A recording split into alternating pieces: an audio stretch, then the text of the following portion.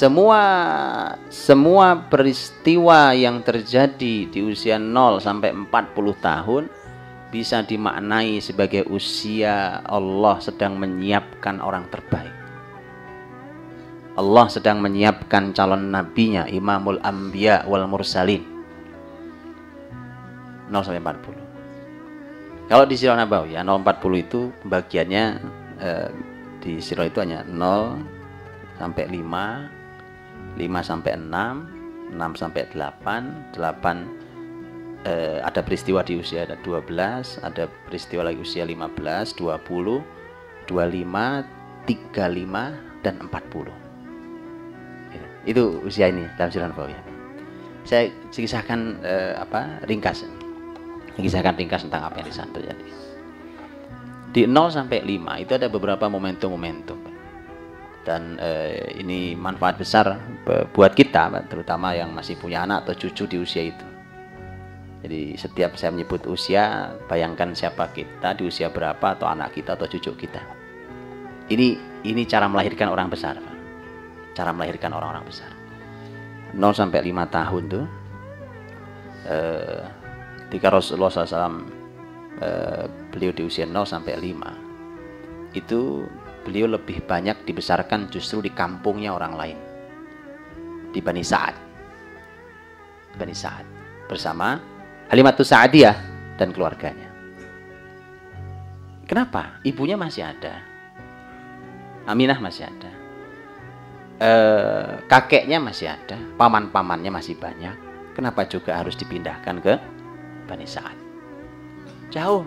Disebutkan bahwa Muhammad SAW itu diambil oleh Halimatus Sa'diyah itu usianya baru seminggu. Anak seminggu. Dibawa dari Mekah ke Bani Sa'ad itu kurang lebih 170 kilo. Dari mana ke mana itu, Pak? Surabaya Nganjuk. Nah, coba. Subhanallah. Surabaya Nganjuk. Ya kan? Ya. Jauh, Pak. Anak usia bayi merah tuh. Tapi begini, ini pelajaran mahal, subhanallah. Mahal, Pak. Ini usia emas, usia 5 tahun ke bawah itu. Salah membuat pondasinya masalah nanti, Pak. Di kemudian harinya akan masalah. Maka sejak awal, sehingga para ulama mengatakan bahwa usia 0 sampai 5 itu memang usia di mana Allah sedang mengkarantina nabinya, calon nabinya, mengkarantina calon nabinya. Dijauhkan dari kota dengan semua permasalahan moral, permasalahan yang rusak, jahiliyah yang sangat parah di kota besar. Mekah kota besar, Pak. Kalau Bani Sa'ad itu kampung, sampai sekarang juga masih sepi. Sampai sekarang itu Bani Sa'ad masih nggak banyak ditinggali orang. Dan Bani Sa'ad tempat yang sangat layak dari segala sisi, termasuk kesehatan. Di Bani Sa'ad itu begini cuacanya, sejuk gini. Memang gurunnya gurun batu pasir, tapi sejuk. Kesehatan oke, betul kan? Ya kan? Apalagi kalau kayak saya, Pak, tinggal di Jakarta, wah itu sudah innalillahi wa inna ilaihi raji'un, polusinya, kota yang tidak layak huni, karena sudah sangat tidak sehat. Belum lagi yang lain, kejahatan, kerusakan, kejahiliahan di usia di kota-kota besar saat itu jauh lebih rusak. Kerusakan bahasa itu termasuk yang dianalisa oleh para ulama. Kerusakan bahasa itu kalau di Arab itu di kota bahasa lebih rusak dibandingkan di desa, di kampung. Jadi secara kaidah itu kaidah-kaidah grammar Arab itu masih lebih orisinil, lebih asli di kampung-kampung. Saya nggak tahu kalau bahasa Indonesia apa begitu kan. Tapi kalau di Arab itu begitu. Di daerah-daerah itu lebih orisinal ini bahasa Arabnya itu, lebih fusha. Nah, kenapa sampai begitu? Sampai bahasa, Pak. Sampai bahasa, keterampilan fisik, cekatan, segala macam. Jadi ini semua diperlukan. Umpamanya saya kasih contoh, Pak. 2 poin saja. Bahasa dan kesehatan fisik. Saya kasih contoh aja, Pak. Bicara bahasa, tidak ada, Pak, pemangku peradaban ini kecuali mereka yang memang punya bahasa baik. Mereka kuasai bahasa-bahasa. Bahkan Quran mengatakan wa ma arsalna mir rasulin illa bilisani qaumihi. Kami tidak utus seorang rasul kecuali dengan lisan kaumnya. Maka Nabi Musa ketika mau menghadap ke Fir'aun, diperintahkan mendakwahi, apa permintaannya? Rabbi syrahli sadri wa yassirli amri wahlul 'uqdatam min lisani yafqahu qawli waj'al wazira min ahli Haruna akhi, dan seterusnya. Jadi salah satu yang diminta adalah, ya Allah, hilangkan ini ikatan-ikatan yang mengikat lisan saya, susah bicara saya. Dan maka saya minta Harun temani saya, saudara saya ini. Karena penting, Pak. Lisan kaumnya. Jadi kalau orang Jawa harus bisa bahasa Jawa, Pak, dengan baik. Itu modal semua Rasul. Bilisan kaumnya. Nah, setelah itu pelajarilah bahasa peradaban. Bermacam-macam. Mungkin bahasa Arab, mungkin bahasa Inggris, mungkin bahasa Perancis, Cina, itu bahasa peradaban. Kalau ke depan ini bahasa peradabannya bahasa Quran pasti. Bahasa Quran. Karena ketika seseorang, orang secerdas apapun, sehebat apapun, dia nggak bisa bicara menyampaikan dengan baik. Nggak sampai itu risalah. Dia perlu orang dia punya kemampuan yang baik. Sehingga Nabi Muhammad SAW menyampaikan tentang diri beliau, mengatakan, inni utitu jawami'al kalim. Aku oleh Allah dianugerahi jawami' kalim. Jawami' kalim itu artinya adalah beliau berbicara dengan lisan yang singkat, sederhana kalimatnya, tapi itu maknanya dalam dan luas. Itu jawami' kalim. Gini, Pak, kan ada orang yang kalau mau menyampaikan sesuatu tuh muter-muter nggak nyampe-nyampe. Itu bukan jawami' kalim namanya, itu Pak, itu perlu berlatih dia. Ya. Udah ngomong begini maksudnya, kamu paham gak sih saya ngomong ya? Udah berkali-kali dia bicara, orang susah memahami.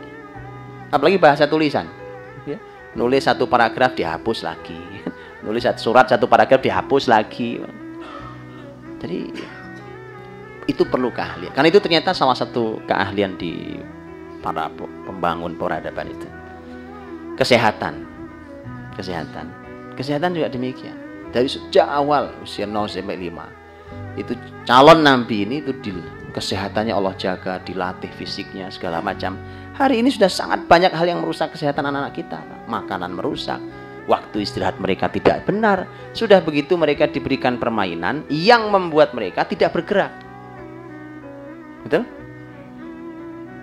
Amerika itu mengeluarkan dana yang tidak kecil untuk memerangi obesitas pada anak-anak, kegendutan anak-anak. Faktornya adalah karena mereka jarang bergerak.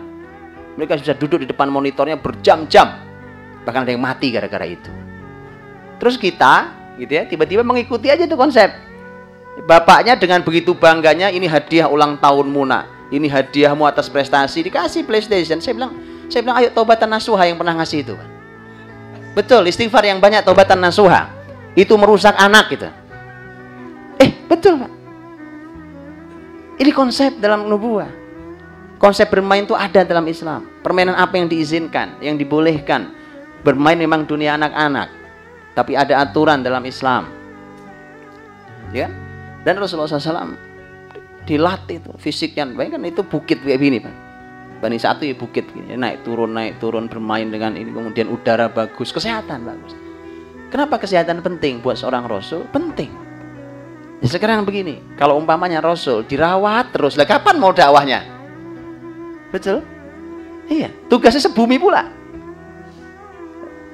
Dikit-dikit sakit, dikit-dikit dirawat, dikit-dikit masuk rumah sakit. Kalau sekarang ya, nah, terus kapan mau mengurus negeri ini? Perlu orang yang prima, orang yang kuat, sehat. Makanya Nabi sampai akhir sehatnya luar biasa. Sehat, dan pola hidup Nabi adalah pola paling sehat yang ada di muka bumi. Karena bimbingannya langsung Quran. Itu sebagian pelajaran. Dari 0 sampai 5 itu seperti itu. Ada satu poin yang saya lupa, yaitu tentang nasab.